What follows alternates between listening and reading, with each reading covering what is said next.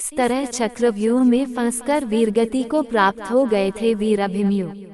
अर्जुन और सुभद्रा के पुत्र वीर अभिमन्यु के बारे में सभी जानते हैं कि वे किस तरह चक्रव्यूह में फंसकर वीरगति को प्राप्त हो गए थे। आओ इस संबंध में जानते हैं बेहद ही खास रहस्य। जब द्रोणाचार्य ने देखा कि अर्जुन अपना रथ लेकर दूर निकल गए हैं, तब उन्होंने महाराज युधिष्ठिर को बंधक बनाने के लिए चक्रव्यूह का निर्माण कर दिया। चारों पांडव भय और चिंता से घिर गए, क्योंकि युधिष्ठिर के बंधक बन जाने का मतलब था पांडवों की हार। ऐसे में अभिमन्यु ने युधिष्ठिर से कहा कि मैं चक्रव्यूह भेदना जानता हूँ, परंतु उससे बाहर निकलना नहीं। ऐसे में सभी पांडवों ने निर्णय लिए कि अभिमन्यु चक्रव्यूह भेदेगा और उसके पीछे पीछे हम भी चक्रव्यूह में प्रवेश करके उसकी रक्षा करेंगे और उसे बाहर निकाल लाएंगे।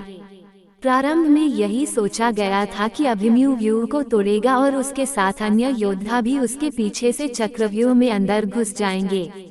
लेकिन जैसे ही अभिमन्यु घुसा और व्यूह फिर से बदला और पहली कतार पहले से ज्यादा मजबूत हो गई, तो पीछे के योद्धा भीम, सात्यकी, नकुल, सहदेव कोई भी अंदर घुस ही नहीं पाए। युद्ध में शामिल योद्धाओं में अभिमन्यु के स्तर के धनुर्धर 2-4 ही थे, यानी थोड़े ही समय में अभिमन्यु चक्रव्यूह के और अंदर घुसता तो चला गया, लेकिन अकेला, नितांत अकेला। उसके पीछे कोई नहीं आया। सभी प्रयास कर रहे थे, तब जयद्रथ ने आकर मोर्चा संभाला और पांडवों को चक्रव्यूह में जाने से रोक दिया। जैसे जैसे अभिमन्यु चक्रव्यूह के सेंटर में पहुंचते गए, वैसे वैसे वहां खड़े योद्धाओं का घनत्व और योद्धाओं का कौशल उन्हें बड़ा हुआ मिला, क्योंकि वे सभी योद्धा युद्ध नहीं कर रहे थे, बस खड़े थे, जबकि अभिमन्यु युद्ध करता हुआ सेंटर में पहुंचता है। वे जहां युद्ध और व्यूह रचना तोड़ने के कारण मानसिक और शारीरिक रूप से थके हुए थे, वहीं कौरव पक्ष के योद्धा तरोताजा थे। ऐसे में अभिमन्यु के पास चक्रव्यूह से निकलने का ज्ञान होता तो वे बच जाते, या उनके पीछे अन्य योद्धा भी उनका साथ देने के लिए आते तो भी वे बच जाते। लेकिन थकान के कारण वे अधिक जोश और होश से लड़ नहीं पाए। चक्रव्यूह में प्रवेश करने के बाद अभिमन्यु ने कुशलतापूर्वक चक्रव्यूह के 6 चरण भेद लिए। इस दौरान अभिमन्यु द्वारा दुर्योधन के पुत्र लक्ष्मण का वध किया गया। अपने पुत्र को मृत देख दुर्योधन के क्रोध की कोई सीमा न रही। तब कौरवों ने युद्ध के सारे नियम ताक में रख दिए।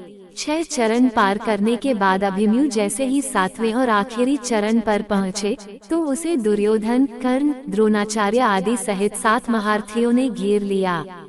वीर अभिमन्यु फिर भी साहसपूर्वक उनसे लड़ते रहे।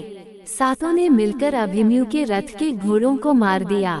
फिर भी अपनी रक्षा करने के लिए अभिमन्यु ने अपने रथ के पहिए को अपने ऊपर रक्षा कवच बनाते हुए रख लिया और दाएं हाथ से तलवारबाजी करता रहा।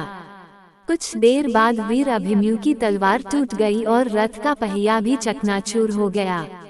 अब वीर अभिमन्यु निहत्था थे। युद्ध के नियम के तहत निहत्थे पर वार नहीं करना था, किंतु तभी पीछे से निहत्थे अभिमन्यु पर जोरदार तलवार का प्रहार किया। इसके बाद एक के बाद एक 7 योद्धाओं ने उस पर वार कर दिए। अभिमन्यु वहां वीरगति को प्राप्त हो गए। अभिमन्यु की मृत्यु का समाचार जब अर्जुन को मिला तो वे बेहद क्रोधित हो उठे और अपने पुत्र की मृत्यु के लिए शत्रुओं का सर्वनाश करने का फैसला किया। सबसे पहले उन्होंने कल की संध्या का सूर्य ढलने के पूर्व जयद्रथ को मारने की शपथ ली।